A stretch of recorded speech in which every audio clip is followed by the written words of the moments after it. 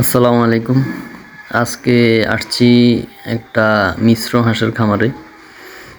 এখানে আপনার বিভিন্ন প্রজাতির হাঁস আছে, যেরকম রাজহাঁস, খাকি ক্যাম্বেল জাতের হাঁস, চীনা হাঁস, কবুতর, মুরগি, মানে মোটামুটি এখানে অনেক প্রজাতির পশু পাখি আছে। তো খাকি ক্যাম্বেলটা বাণিজ্যিকভাবে হয়, বাকিগুলা মোটামুটি শখের বশবর্তী হয়ে পালা। তো খাকি ক্যাম্বেল থেকেই ভালো একটা ইনকাম আসে এখানে। হাঁসগুলো ডিমে আসছে, ডিম রানিংয়ে আছে হাঁসগুলার। আর এগুলা পরিকল্পিতভাবে খামারটা করা। সামনের পুকুরে এরা ঘোরাফেরা করে, সারাক্ষণ গোসল করে, আর রাত হলে এই শেডটার ভিতরে আসে ঢুকে থাকে। তো এতে প্লাস পয়েন্ট আছে আপনার, এই যেগুলাতে এখানে খাওয়া খায়, এখানে খাওয়া দেওয়া হয় হাঁসগুলাকে। আর রাত্রে এগুলো এখানে আসে থাকে, দিনে আপনার পুকুরটাতে ঘোরাফেরা করে, গোসল করে। হাঁসকে পানির পোকা বলা হয়, এরা পানি ছাড়া হাঁস পালন করা অকল্পনীয়।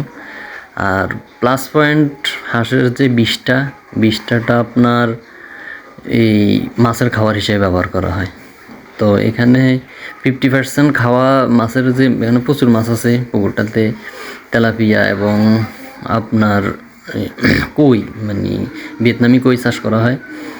তো আপনার মাছের 50% খাওয়া এখান থেকেই হয়ে যায়, হাঁসের বিষটা থেকেই।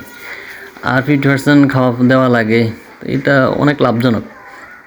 রাত্রে এখানে আর কি মুরগিও আছে, দরজাটা সার্বক্ষণিক খোলা থাকে, মুরগি প্রয়োজনের ভিতরে গিয়ে ডিম পাড়ে।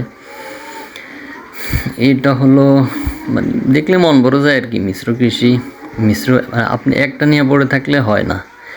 মূলত বিভিন্ন প্রজাতির পশু পাখি নিয়ে থাকলে আপনার লাভের মুখটা দেখা যায়।